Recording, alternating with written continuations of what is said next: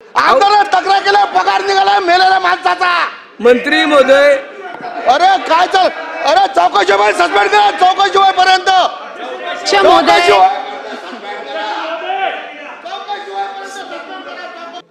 बाबानगर इथे 1996 पासून मदतनीस काम करत होती। त्याच्यानंतर अचानक 2006 मध्ये तिच्या जागावर दुसरी बाईला पगार देत होते।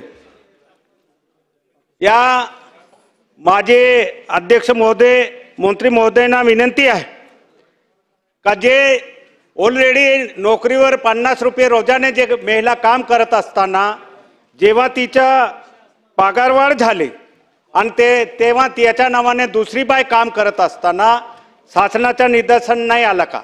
पण ते जे शांताबाई आहे ते मेलीनंतर 6 महिनेपर्यंत ते बाईच्या नावाने पगार दिली गेली। मेलीनंतर ही पगार दिली गेली।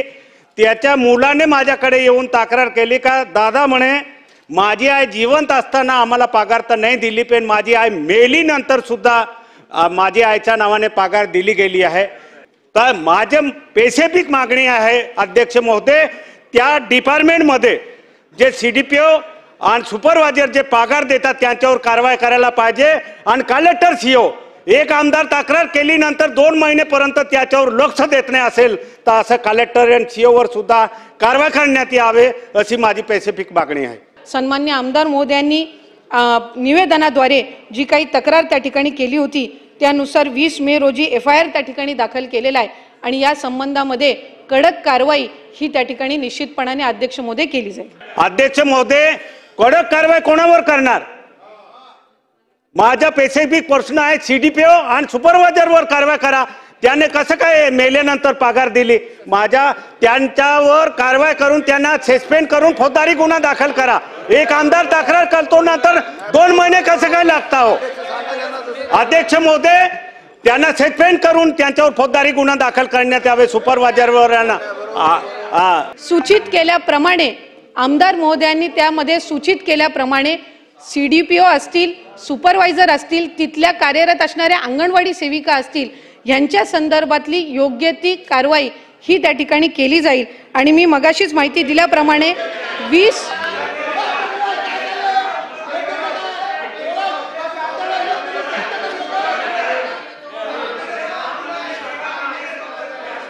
सन्मान्य अध्यक्ष महोदय, मला पुन्हा एकदा सभागृहातल्या सदस्यांच्या निदर्शनास आणून द्यायचंय की या बाबीमध्ये एकाच कुटुंबातल्या शांती तडवी या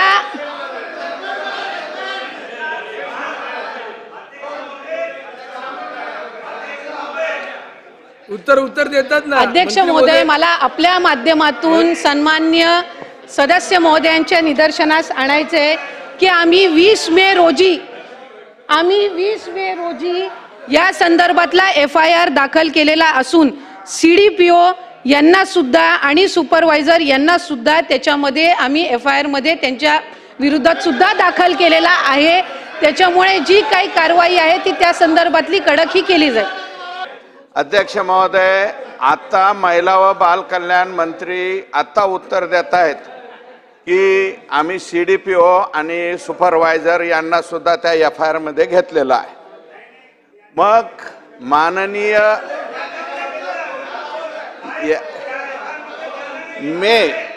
फेब्रुवारी महिन्यामध्ये विधानसभा सदस्य यांनी तक्रार केलेली आहे, त्याच्यावरती FIR मे महिन्यामध्ये होतो।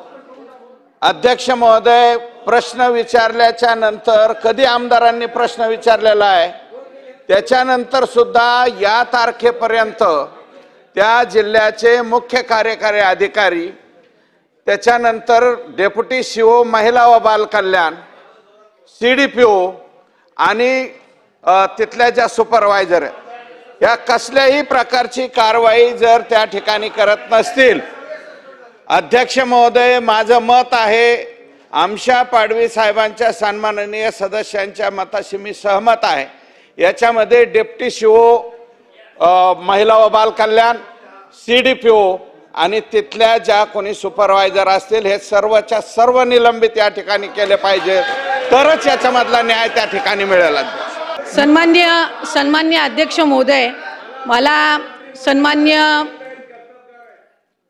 सन्मान्य आमचे वरिष्ठ या ठिकाणी सभागृहातले सदस्य सुरेश धस साहेब असतील, ज्यांनी या ठिकाणी लक्ष वेधून घेतलेलं आहे, ते आमदार पाडवी साहेब असतील, यांच्या या ठिकाणी निदर्शनास आणून द्यायचं आहे की प्रकरण ही नेमणूक जी आहे ती 96ची आहे. 96 मध्ये त्या ठिकाणी त्यांना मानधन तत्वावर त्या ठिकाणी नेमण्यात आलेलं होतं. मला उत्तर देऊ द्या अध्यक्ष महोदय, मला उत्तर देऊ द्या त्या संदर्भातलं. आम्ही विभाग म्हणून एक मिनिट मला त्या संदर्भातलं उत्तर देऊ दे. मंत्री महोदय उत्तर देतात ना. मंत्री मला त्या संदर्भातलं अध्यक्ष महोदय उत्तर देऊ दे. दस जर लक्ष वेधून घेतलेलं आहे तर त्या संदर्भातलं उत्तर देऊ दे. उत्तरच ऐकून घ्यायचं नसेल तर लक्षवेधी मांडण्यात काय अर्थ आहे?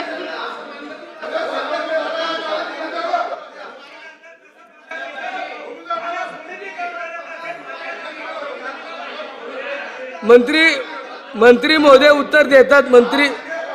अध्यक्ष महोदय, संबंधित प्रकरण हे एकाच कुटुंबातलं आहे. शांती तडवी ज्या आहेत एकाच घरामध्ये ती अंगणवाडी सुरू होती. आम्ही त्या संदर्भातली त्या ठिकाणी चौकशी केलेली आहे, FIR दाखल केलेला आहे. संबंधित CDPO आणि सुपरवायझर यांच्यामध्ये जर चौकशीच्या अहवालामध्ये ते दोषी आढळले तर त्यांचं सस्पेन्शन सुद्धा केलं जाईल. उत्तर देतात. एकानी कुणीतरी विचारा. अध्यक्ष महाराज, अध्यक्ष महाराज, अध्यक्ष सन्मान्य सदस्याला विनंती आहे, एकानी प्रश्न विचारा. एकानी मंत्री महोदय उत्तर देतात. एकानी प्रश्न विचारा. आमदार तक्रार केला, पगार निघाला मेलेल्या माणसाचा. मंत्री महोदय, अरे काय चाल, अरे चौकशी होईल, सस्पेंड करा चौकशी होईपर्यंत.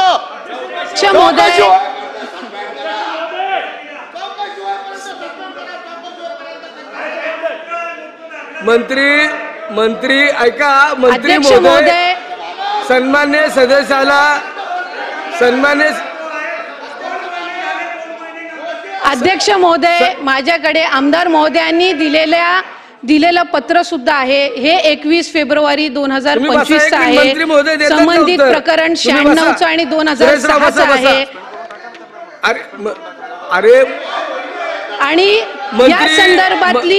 या संदर्भातली सविस्तर चौकशी स्थानिक लोकप्रतिनिधी महोदयांनी मांडलेल्यानुसार तिथपर्यंत ते संबंधित CDPO आणि सुपरवायझर यांना आम्ही सस्पेंड करण्याची कारवाई करतो.